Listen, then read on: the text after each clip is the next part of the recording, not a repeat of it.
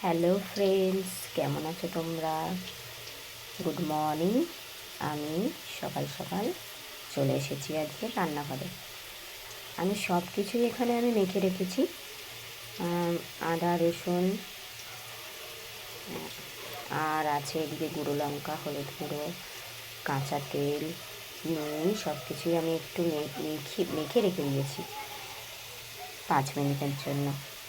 আর এদিকে আছে পেঁয়াজ আর আদা রসুন বাটা। এইদিকে হচ্ছে আমার আলু ভাজা। আলু ভাজাটা আমার হয়ে গেছে। তো আমার আলু ভাজাটা হয়ে গেছে। আমি এখন ফোড়ন দেব জিরে আর শুকনো লঙ্কা, আর দেব পাঁচফোড়নটা আমি একটু ধুয়ে নিয়েছিলাম। পাঁচফোড়ন কিন্তু তোমরা বন্ধুরা ধুয়ে ব্যবহার করবে। পাঁচফোড়নের মধ্যে অনেক নোংরা থাকে। আর দেবো আমি পেঁয়াজ।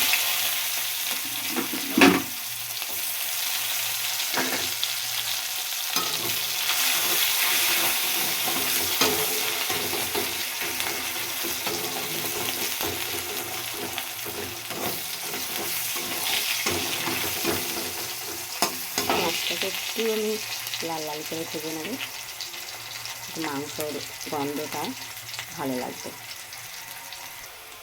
তো আমার পেঁয়াজ ভাজাটা হালকা ভাজা হয়ে গেছে। দেখো, তার সাথে আমি দিয়ে দেবো আদা রসুন বাটাটা।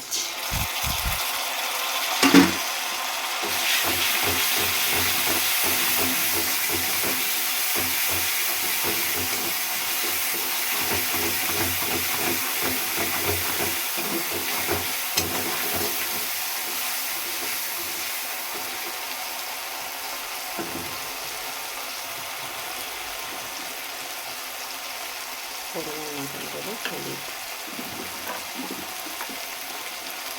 আর দেবো একটু গুঁড়ো লঙ্কা।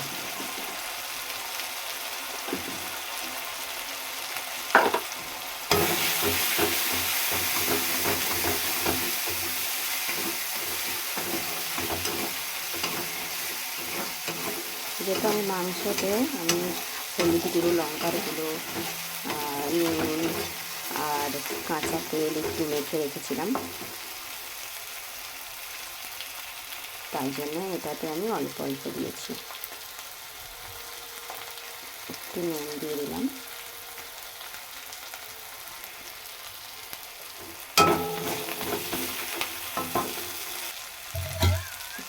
সামান্য একটু দেবো জল।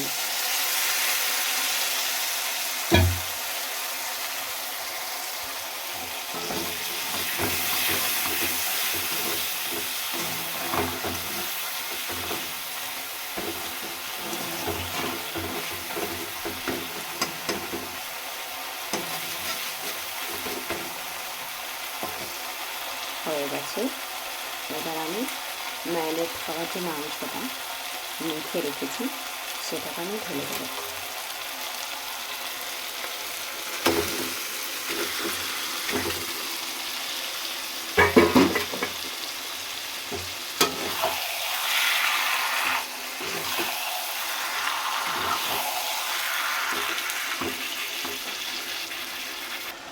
তার সাথে দিয়ে দেবো আলু।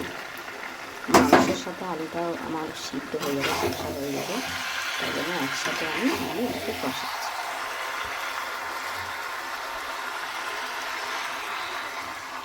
মাংস যে বাটি ধোয়া জলটা আমি একটু দিয়ে দিলাম এর মধ্যে। এটাকে আমি একটু ভালো করে কষিয়ে নেব।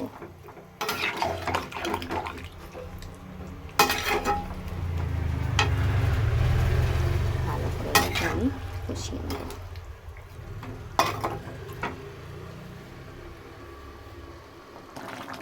আবারও একটু নাড়াচাড়া করে নেব।